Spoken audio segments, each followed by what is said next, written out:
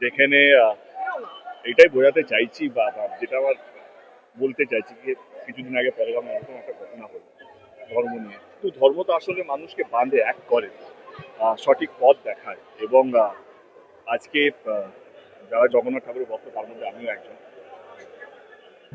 জগন্নাথ ঠাকুর আমাদের মনে হয় বাংলার আরো কাছে চলে এলো, বাংলার বুকে চলে এলো।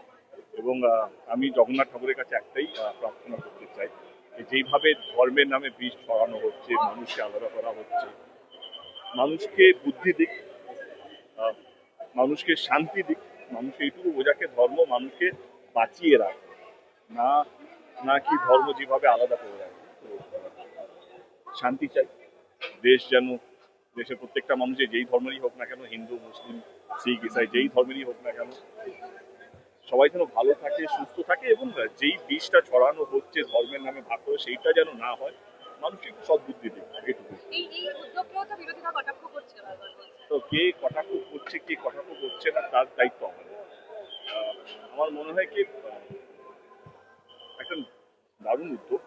এবং দীঘার যেই ট্যুরিজমটা আছে সেখানেও আমার মনে হয় কি কোথাও সেটাও লাভ হবে। এবং একটা জিনিস, এটা তো সত্যি কি, দেখো এটা ইলেকশনের বছর নয়, এটা নয় কি কেউ এটা তো বলতে পারবে না ইলেকশনের জন্য এইসব হচ্ছে, কেন ভোট ইনক্যাশ করা হচ্ছে। আমার মনে হয় কি প্রচুর বাঙালিরা আছে যারা দেশে বিদেশে আহ, তারা থাকেন এবং তারা জগন্নাথ ঠাকুরের ভক্ত। আমার মনে হয় কি তাদের কাছেও একটা যারা বাংলায় থাকেন বা বাংলায় আসেন, তাদের কাছে একটা দারুণ উদ্যোগ, এখানে আসতে পারবে না। আমার মনে হয় বন্ধুরা যারা দেখেছেন, আমি বললাম, একটা অদ্ভুত শান্তি আছে এবং অদ্ভুত একটা একটা ভালো লাগা ব্যাপার আছে। এবং যারা ভক্ত, আমার মনে হয় কি আমাদের দেশটা এইটাই তো, এইটার জন্যই আমাদের দেশটা বিখ্যাত, কি আমরা বিভিন্ন ধর্ম, বিভিন্ন ঠাকুর, বিভিন্ন বা আমাদের কালচারটাকে ধরে রাখি। আমার মনে হয় কি এইটার জন্য যদি বিরোধী বিরোধ করে, আমার মনে হয় খুব বোকা বোকা একটা জিনিস। আমার মনে হয় কি এই যে বললাম, ঠাকুর সবাইকে শান্তি দিক, একটু বুদ্ধি দিক, সবটাই ভাগ করা রাজনীতি যাতে না হয়। কিছু কিছু রাজনীতি মানুষকে এক করার জন্য প্রয়োজন। তার মধ্যে আমার মনে হয় জগন্নাথ ধাম যেটা দীঘাতে হয়েছে, সেটা তার একটা সুন্দর উদ্যোগ। Thank you.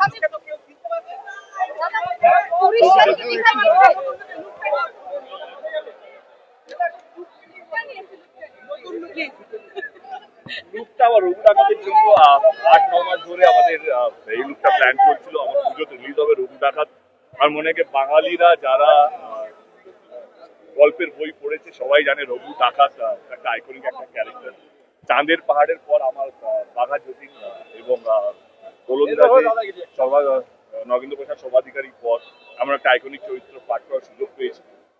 আমি আমার তরফ থেকে প্রচুর চেষ্টা করছি যেন রঘু ডাকাতি লাগে, সেখানে দেব যেন না ফুটে আসে, দেব যেন না দেখা যায়। এবং তোমরা যদি বলছো যদি চিনতে পারা যাচ্ছে না, তাহলে এটা একটা ভালো লাগা একটা অভিনেতাকে। আমারও চেষ্টা কি দেব যেন না বেরিয়ে আসে রঘু ডাকাতের চরিত্রে, রঘু ডাকাতি যেন বেরিয়ে আসে।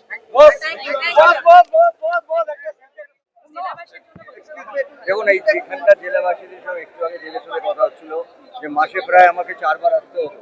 আমার যে কোনো পুরনো ছবি চালালে দেখবেন যে আমি বলছিলাম যে একটু আগে আমরা যখন ঢুকতাম পুরোটা এই রাস্তার উপর থেকে সমুদ্র দেখা যেত। তো আমাদের শুটিং বাংলা ছবির এখানে প্রায় মাসে 4-5 বার আসতে হতো। অনেকদিন পরে এখানে ফিরলাম, খুব ভালো লাগছে। এবং আমি আশা করি দীঘা আমাদের খুব কাছের একটি জায়গা এবং এখানকার মানুষরা ভালো থাকুক, সুস্থ থাকুক এবং জয় জগন্নাথ।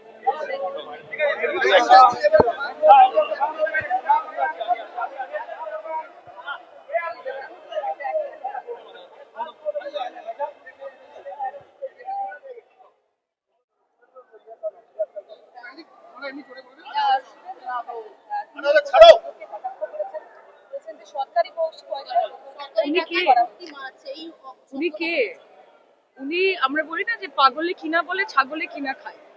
শুভেন্দু অধিকারীর গাটা জ্বলছে, মানুষের সমর্থন। আর উনি কাকে গাল দিচ্ছেন?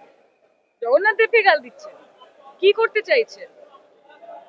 মানুষের আবেগ, এই জগন্নাথ মন্দির, এটার সঙ্গে রাজনীতি গোলাবেন না।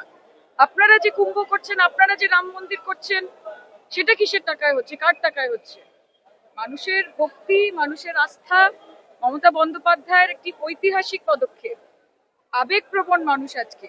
ভেতরে গিয়ে দেখুন, জগন্নাথ দেবের দর্শন পাওয়ার জন্য মানুষ অধীর অপেক্ষা করছেন। শুভেন্দু অধিকারী এগুলো বলছেন, সকাল থেকে রাত অব্দি ভুলভাল কথা বলেন।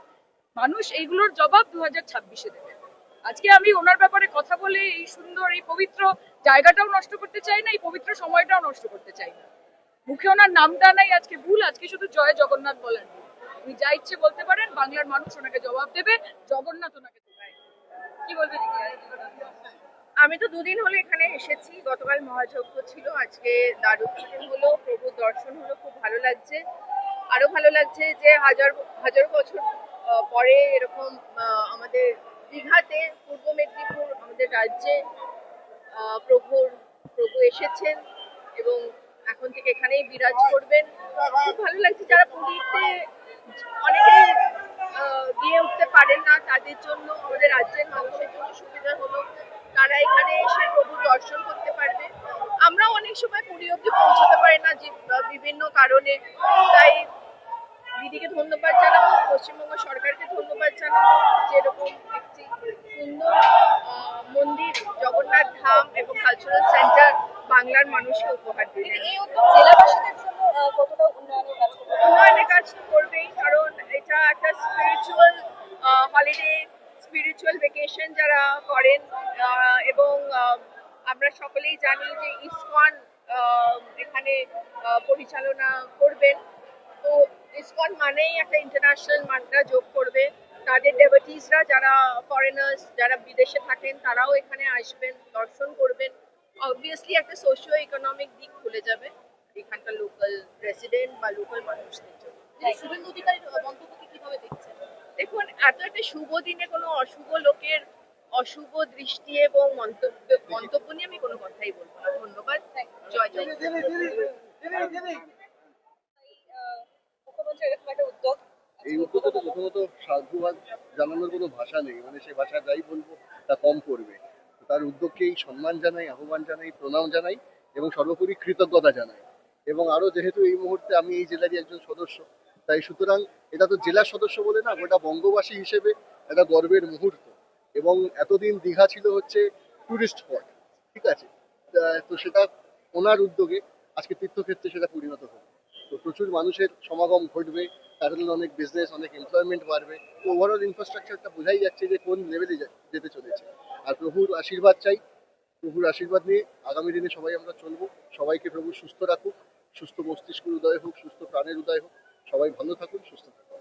দাদা, শুভেন্দু অধিকারী ইতিমধ্যে মন্তব্য করেছেন দীঘার মন্দির নিয়ে, কোট আনকোট বলেছেন যে সরকারি টাকায় ফুর্তি মারাচ্ছে, এখন কোট আনকোট এই কথা বলছেন। দেখুন, ওনার এই কথাবার্তা দিয়ে বোঝা যায় তার রুচির পরিচয় বোঝা যায়, ঠিক আছে। উনি ব্যক্তি হিসেবে তার ভারসাম্য হারিয়েছেন।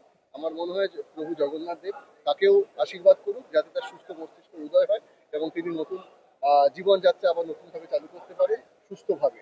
যে কথাগুলো বলছেন এগুলোকে তোয়াক্কা করার কোনো কিছু নেই। উনি ওনার মতন বলছেন, উনি ওনার পরিচয় দিচ্ছেন, রুচির পরিচয় দিচ্ছেন, শিক্ষার পরিচয় দিচ্ছেন, আর গোটা মানুষের সমাগম বুঝিয়ে দিচ্ছে যে আজকে কি হলো, সেটা ভালো হলো না কি হলো। অবশ্যই শুরু হোক সবার,